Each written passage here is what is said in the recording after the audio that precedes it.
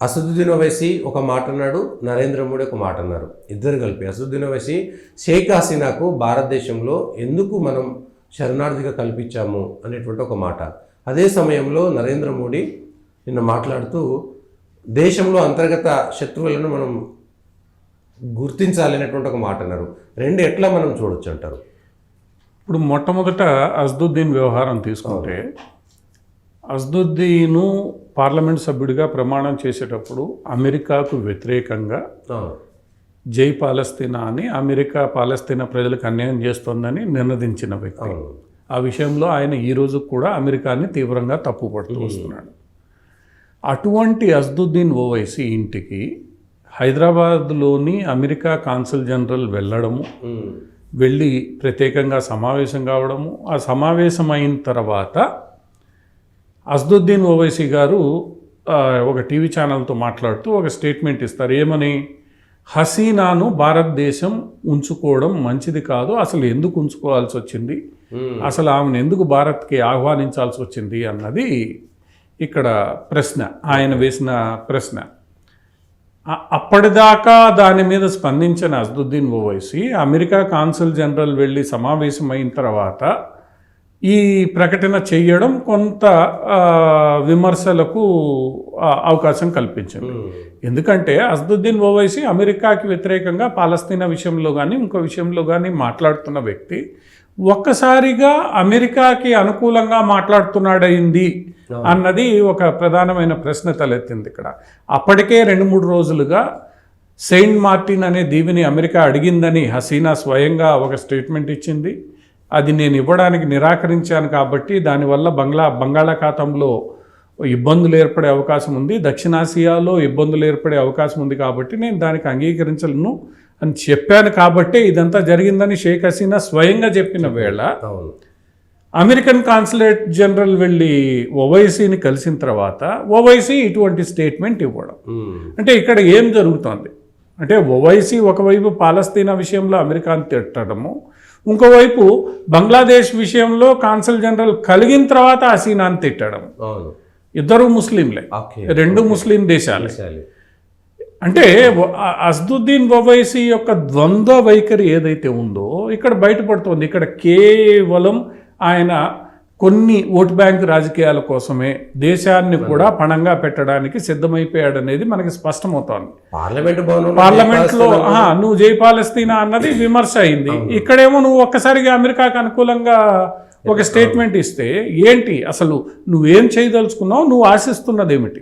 ఇప్పుడు నరేంద్ర మోడీ గారు పదే మొన్న బడ్జెట్ సమావేశాల సందర్భంగా ఈ దేశాన్ని విచ్ఛిన్నం చేయడానికి ఎన్నో శక్తులు బాహ్య శక్తులతో చేతులు కలిపి అంతర్గతంగా పనిచేస్తున్నాయి.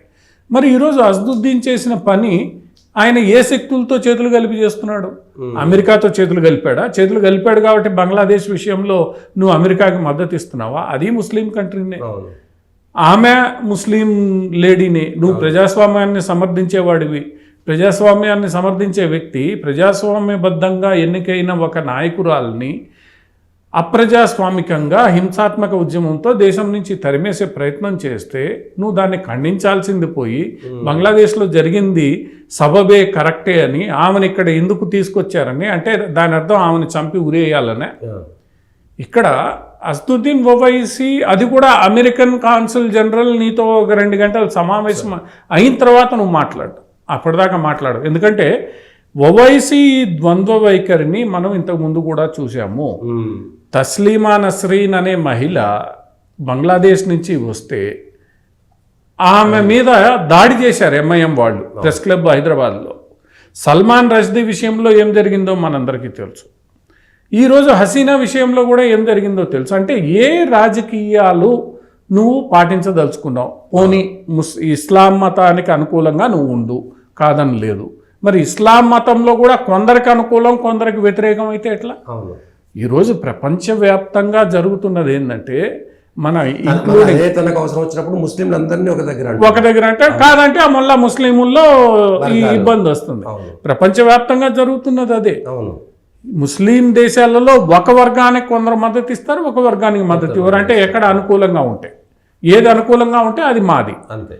ఇప్పుడు దక్షిణాసియాలో కూడా ఈ శక్తులు ఏవైతే ఉన్నాయో ఓవైసీ లాంటి శక్తులు తమకు అనుకూలంగా ఎవరు ఆ దేశంలో ఉంటే మాల్దీవుల విషయంలో అనుకూలంగా మాట్లాడతాడు, అవును, దేశానికి వ్యతిరేకంగా పనిచేస్తాడు, ఇంకో చోట ఇంకో రకంగా మాట్లాడతాడు.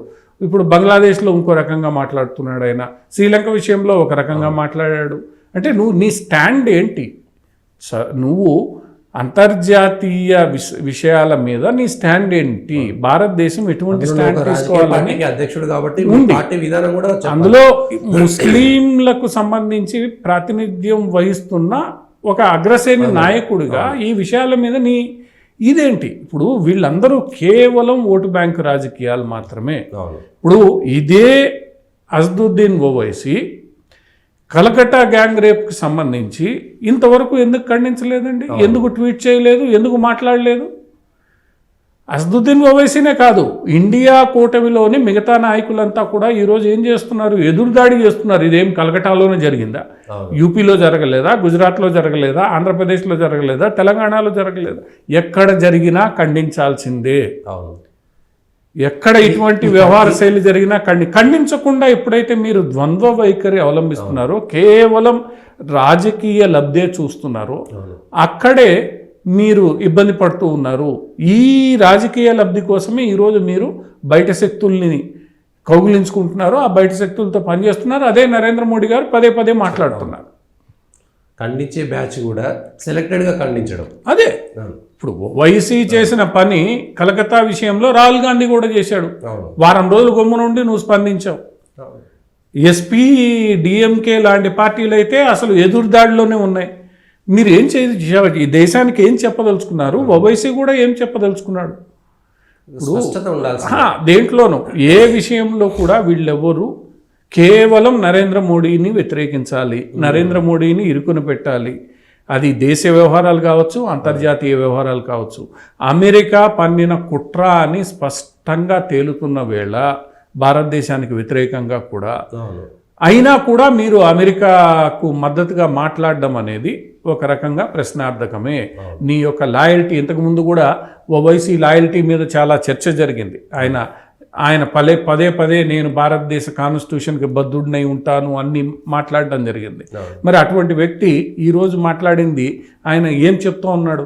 ఏం చెప్పదలుచుకున్నాడు తన సముదాయానికి కానీ భారతదేశానికి కానీ? ఇది ఆయన ఒక్కడి విషయమే కాదు, మిగతా ఇండియా కూటమి నాయకులందరూ కూడా మాట్లాడాలి కదా.